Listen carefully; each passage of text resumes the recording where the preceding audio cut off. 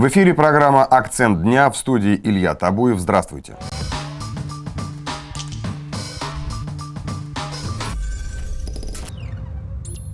Ежедневно мы обсуждаем самые острые и резонансные темы. Сегодня говорим о том, что если Камала Харрис станет президентом США, то откажет Киеву в поддержке и выведет Америку из конфликта с Россией. С нами на связи политолог, член правления Российской ассоциации политической науки, доцент кафедры сравнительной политологии МГИМО МИД России Владимир Шаповалов. Здравствуйте, Владимир Леонидович. Здравствуйте. Ну вот вы слышали заявленную сегодняшнюю тему. Вот насколько возможен такой вариант развития событий, если все-таки Харрис одержит победу на выборах в ноябре? Вы знаете, это очень интересно, и позволю себе высказать доводы за и против сначала. Каковы доводы за то, что Камала Харрис изменит позицию и откажет в поддержке Киеву? Таких доводов два. Первый. Камала Харрис – это не Джо Байден. В том смысле, что между Джо Байденом и Владимиром Зеленским есть особые отношения. Можно их назвать коррупционными отношениями, можно как-то иначе, можно назвать особая химия. Кстати, выражение Камалы Харрис, когда она подбирала себе кандидата в вице-президенты, должна быть особая химия в отношениях людей. Вот между Байденом и Зеленским есть особая химия, она связана с тем, что когда в ходе предыдущей избирательной кампании Трамп инициировал Украина-гейт, господин Зеленский после некоторой, я так понимаю, что некоторых раздумий, принял сторону Байдена. И, соответственно, думаю, что это определило во многом позицию кабинета Байдена в отношении Зеленского вплоть до настоящего времени. Довод второй. Почему Харрис может изменить позицию и отказать в поддержке? Он состоит в том, что у Харрис достаточно левая повестка, которую Трамп называет коммунистической. Конечно, это не коммунизм, но это достаточно серьезные социальные реформы. Америка находится в сложном социально-экономическом положении. Если кабинет Харрис хотя бы в какой-то степени будет реализовывать заявленную социальную политику, Америке будет не до Украины. Наконец, есть еще один довод, который касается не только Харрис, а любого президента. И Харрис, и Трампа, и господина Икс. Это, так сказать, смена повестки с естественной сменой администрации. То есть война на Украине – это повестка администрации Байдена. Она не очень уже выгодна Соединенным Штатам. Все, что нужно, американцы от этого получили. Больше не получат ничего. Поэтому есть удобный, так сказать, способ завершить оказание помощи Украине. Сменился президент и обнулились все, так сказать, позиции, которые были раньше. Это доводы в пользу того, что Харрис изменит позицию и откажет в помощи Украине. А есть доводы в пользу того, что Харрис не изменит позицию, и помощь Украине будет продолжаться. Да, конечно, есть. И это, так сказать, эти доводы концентрируются в двух пунктах. Пункт первый – Харрис, пункт второй – Deep State. Харрис не просто госпожа No Name, но, собственно, в значительной степени человек, не имеющий ни опыта внешнеполитической, да, собственно, и внутриполитической деятельности, ни каких бы то ни было серьезных позиций, в том числе в Демократической партии. Скорее, вывеска. А следовательно, есть предположение, что существенного изменения в, так сказать, в управлении Соединенными Штатами не будет. Так же, как и Байден в значительной степени был вывеской, и с каждым днем чем дальше, тем больше, точно так же и Харрис. То есть есть группа людей, которые так сказать, имеют вес и авторитет в демократической партии, даже за пределами пресловутого Deep State, то есть некой группы спонсоров, которых мы, может быть, и не очень хорошо знаем. Но о том, кто имеет вес, мы хорошо видим на, так сказать, начавшемся съезде, национальном съезде Демпартии. Кто выступает? Владимир Владимирович, да, мы к этому вернемся. Знаете, сейчас все-таки к теме вот возможной победы Харрис. Вот в Британии волнуются и предупреждают, что в случае избрания Харрис президентом США, вот ее отношения с Украиной и непосредственно с президентом Зеленским обещают быть совсем непростыми. Вот что это значит? Ну, То есть, если у Байдена условно были какие-то там личные взаимоотношения, то у Харрис их даже там на первоначальном этапе никаких нет и сразу непростые. Вот что это значит? Ну, прежде всего, я все-таки позволю усомниться в, так сказать, правомерности подобного рода заявлений со стороны британцев. В данном случае, конечно, речь идет о том, что эти отношения могут быть не такими доверительными, как у администрации Байдена, поскольку не было, так сказать, причин подобного рода. Плюс, собственно, мы знаем, что Харрис достаточно... И сейчас, вот заметьте, что произошло. Господин Зеленский стал посылать, так сказать, своих ходоков в ставку Верховного Хана за ярлыком. И к Трампу, и к Харрис. С Трампом вроде бы что-то даже получилось, а с Харрис, насколько я понимаю, пока нет. Пока нет прямого контакта.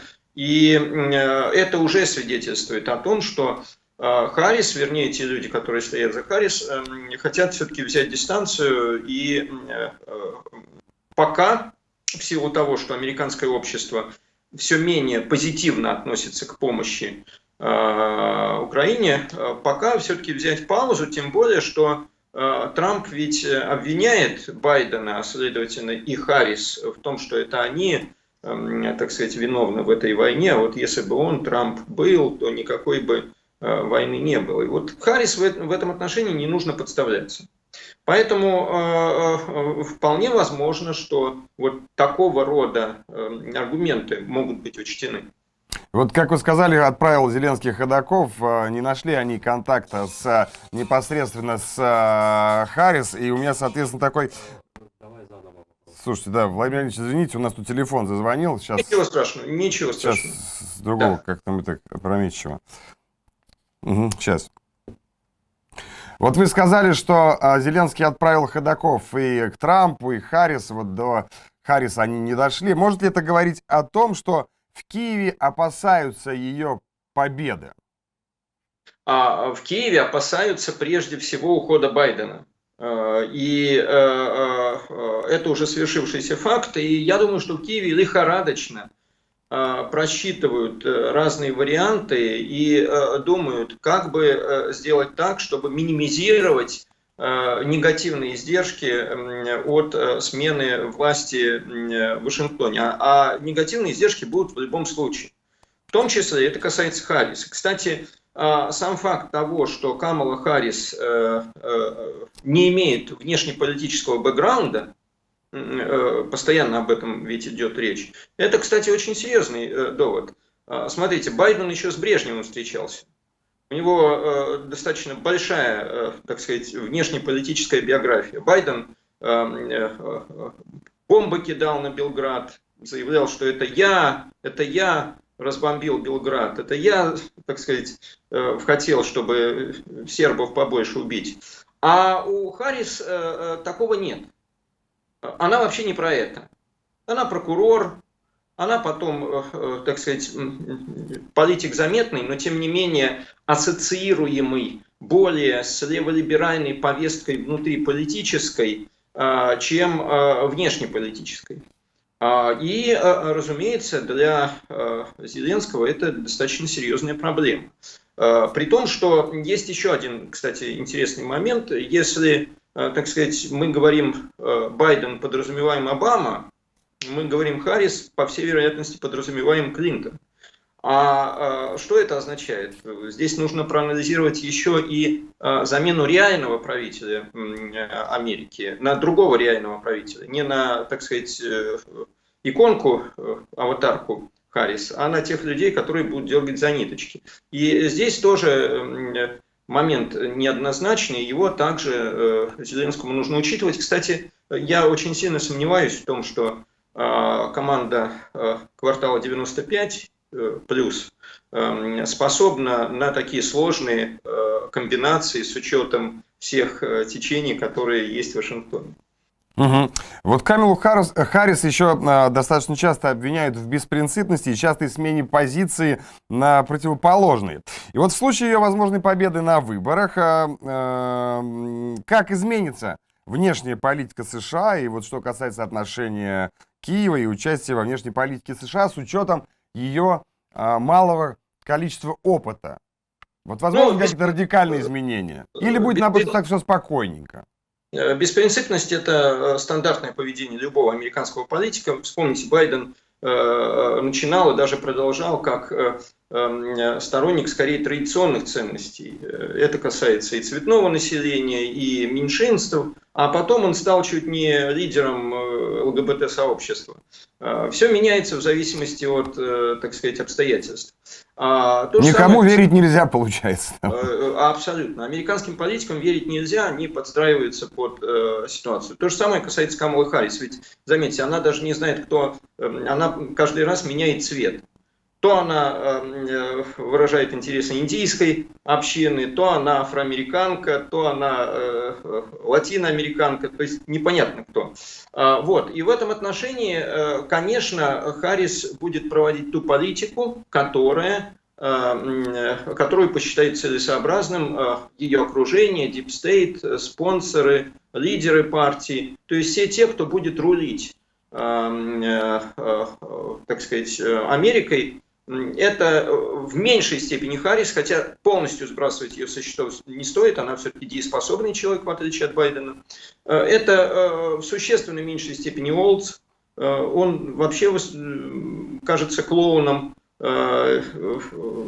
взятым, так сказать, только для того, чтобы уравновесить кандидата в вице-президенты Венса от республиканской партии. Ну, очень странный, анекдотичный типаж. Но, так сказать, в любом случае политика будет подстраиваться под реальную конъюнктуру. И еще раз выскажу предположение, что с точки зрения этой реальной конъюнктуры у Украины не очень хорошая позиция, потому что для Соединенных Штатов возникает реальная возможность перезагрузки и сброса балласта, связанного с Украиной. И, кстати, еще более худшая ситуация у Зеленского, потому что, может быть, киевский режим новой администрации будет поддерживать в той или иной степени, скорее всего, существенно меньшей, но не господин Зеленского, который уже к этому времени, скорее всего, покинет свое кресло, поскольку слишком уж серьезный шлейф за ним всего. Угу. Владимир Леонидович, скажите, вне зависимости от того, кто победит на выборах в ноябре, Трамп, Харрис, вот такой аргумент, как что Трамп, что Харрис предложат своим избирателям вариант остановки конфликта на Украине, вот это может быть ключевым, так сказать, моментом для избирателей? Потому что Трамп-то вот сейчас открыто говорит, что я остановлю войну.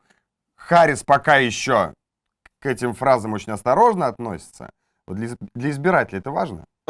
У каждого из кандидатов вполне естественный акцент на внутреннюю политику. Причем акцент достаточно радикальный. Трамп хочет осушить болото и перекрыть миграционные, так сказать, проходы разнообразные. Харрис хочет левую, так сказать, повестку социальную реализовать. И то, и другое – это масштабные внутренние перемены. Это настоящие революции внутренние, которые вызовут очень серьезные, так сказать, процессы. И Байден прав, когда он оговорился, что так сказать, власть, что будет какие-то потрясения. Помните, когда он сказал о том, что... Ну, правда, он наговорился, он имел в виду, что, так сказать, Трамп так просто не откажется от своей победы. А я хочу сказать, что любая победа в этой Харриса или Трампа, она вызовет достаточно серьезные потрясения в Америке. Потому что Америка расколота, очень серьезные противоречия, очень радикальные программы у обоих кандидатов. И если рассуждать рационально, американцам и избирателям, и политикам вообще не должно быть ни до какой Украины. Даже до Китая не должно быть дела, не то что до Украины. Но политика — это не всегда рацио. Поэтому приход к власти того или иного кандидата в президенты, скорее всего, приведет к тому, что определенные процессы, запущенные предыдущими администрациями, все-таки в том или ином виде продолжатся. Мы тоже должны быть реалистами и не должны уповать на то, что смена администрации автоматически приведет к тому, что 6 января 2025 Америка перекроет кран и прекратит оказывать военную помощь Киеву. Такого не будет. Но то, что, так сказать, скорее всего, любая администрация оставит, так сказать, в зону периферийную интересы киевского режима, это очевидно, потому что слишком серьезные процессы должны быть в самой Америке, а не за ее пределами. Да, вы абсолютно правы, действительно, кто встанет у руля с 6 января, нам по большому счету так-то уж без разницы, в любом случае победа будет за нами. Спасибо, с нами на связи был политолог, член правления Российской ассоциации политической науки, доцент кафедры сравнительной политологии МГИМО МИД России Владимир Шаповалов. Это была программа «Акцент дня». Смотрите нас ежедневно на канале «Справедливая Россия». До свидания.